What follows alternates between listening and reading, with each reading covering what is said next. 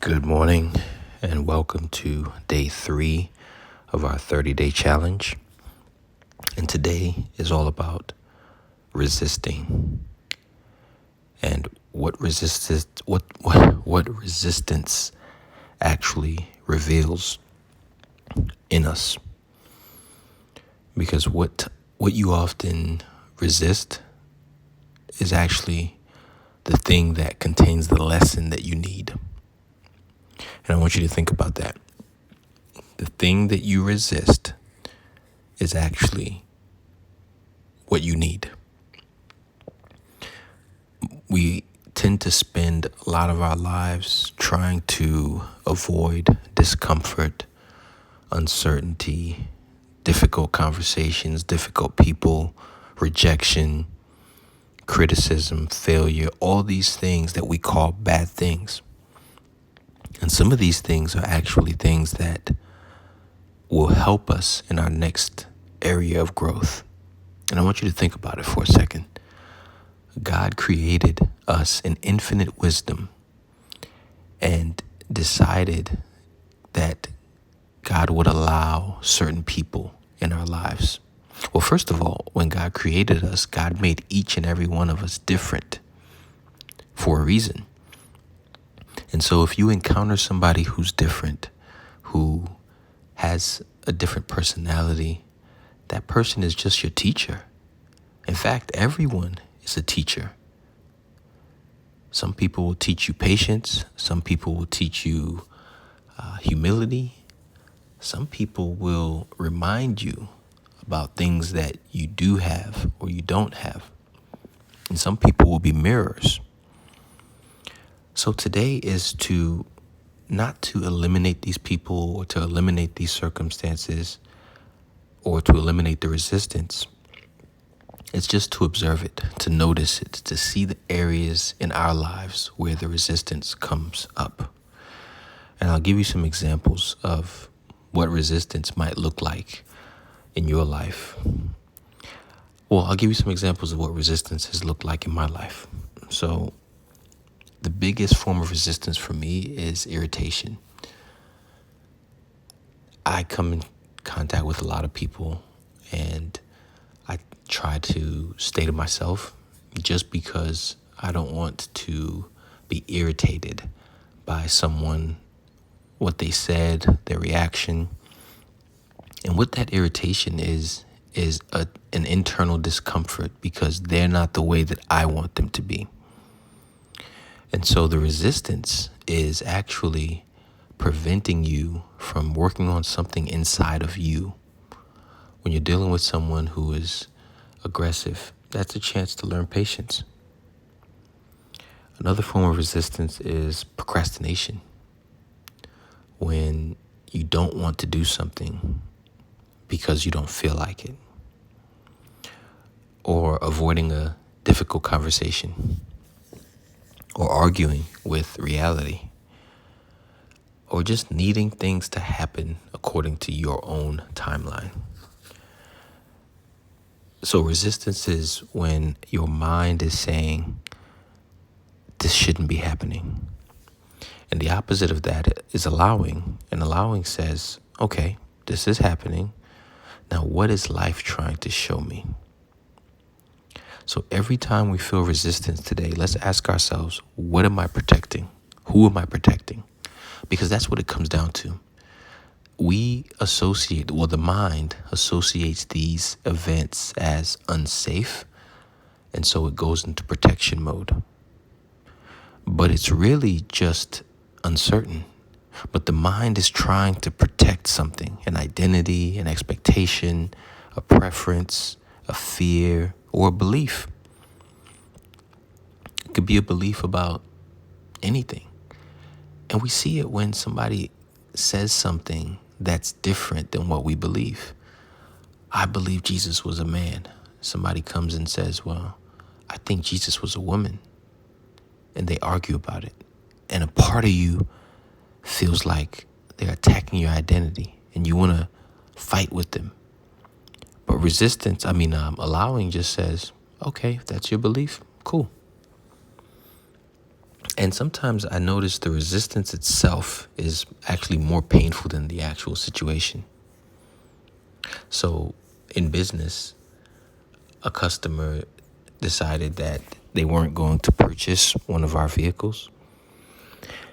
And that resistance came up like, man, I wasted all this time dealing with them and they decided not to purchase. But the truth of the matter is, it wasn't a waste of time. I learned something from that customer that I didn't take the time to realize until weeks later when another opportunity came. And what I learned from that customer helped me to make the sale. And I actually made the sale for more than what the other customer wanted to pay. And allowing should have put me in a position where I didn't allow that to affect me. Because here's the thing. Life is going to unfold regardless, but it's the suffering in between. You see, that time from when the customer didn't buy to when the other customer bought, the outcome was going to be the same. But I suffered internally with the thoughts of my head, he didn't buy it, nobody's going to buy it. He didn't like it, he wasted my time, I'm never going to find another customer for this. Why isn't somebody coming to buy this? And that's what we're noticing today. And when we notice it, we release it. So a question that we ask ourselves when we see these moments, when someone cuts us off in traffic, when someone says something we don't like and we feel that thing coming up, what is being worked on? What is God working on inside of me while I wait for this opportunity? And why am I resisting this? And it comes down to protection. Because sometimes the thing that we've been fighting might actually be the thing that's trying to teach us something. And the breakthrough is usually on the other side, once we can see it clearly. And I'll give you another example, something that's so subtle. You send a text to someone, your spouse, your friend, business. Hours go by, no response. Now the mind starts creating stories. They're ignoring me. They don't care that I'm not important. They would have returned my text. I always send the text. They never respond back. Something is wrong. They don't like me. And the resistance is not them not returning your text. The resistance is your argument with reality, your argument with what's actually happening. And let me break this down. Here's the reality. You sent a text message and nobody responded. That's it. Everything else after that is a story. They're not answering, blah, blah, blah, blah, blah. That's just chatter. So the lesson in that could be trust instead of control. It could be patience instead of assuming.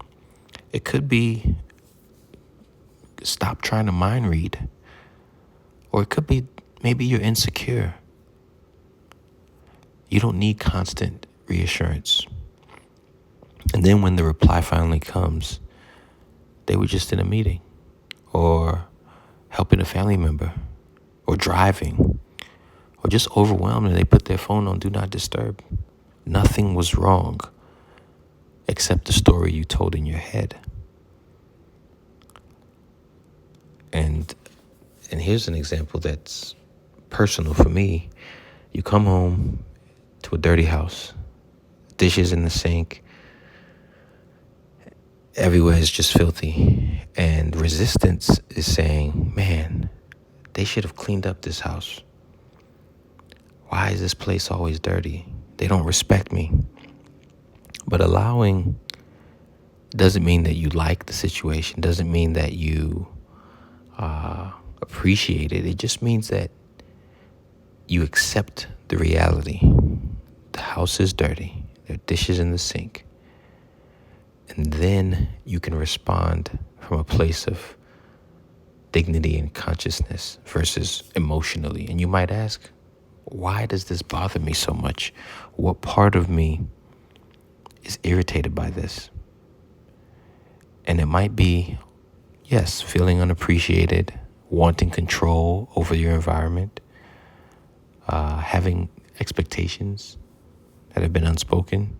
Or it could be something as simple, well, not simple, but you're keeping score in the relationship. I did the dishes yesterday, they didn't do it today. But what the resistance revealed was something that's inside of you. And that's where our suffering comes from. Reality plus expectations equals resistance. Nobody is causing that suffering inside of you. That suffering comes from the gap between who you are and who your partner is and who you think they should be. And I want to be clear on this. I'm not promoting accepting bad behavior. That's not what this is. What this is clearly seeing reality first and responding from a place of non-resistance and responding without being an emotional prisoner. Because once you can see reality clearly, then you can take healthy action. And the question is, am I upset about what actually happened? Or am I upset because reality didn't match my expectation? And I'll repeat that because there's a big difference. Being upset about what actually happened is in line with the event was outside of my control, and it was something that had some type of effect. It could be danger. It could be,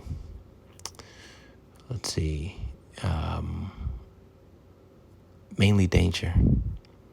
And most times we'll see that we're not really upset about what happened. What we're upset about is we expected something.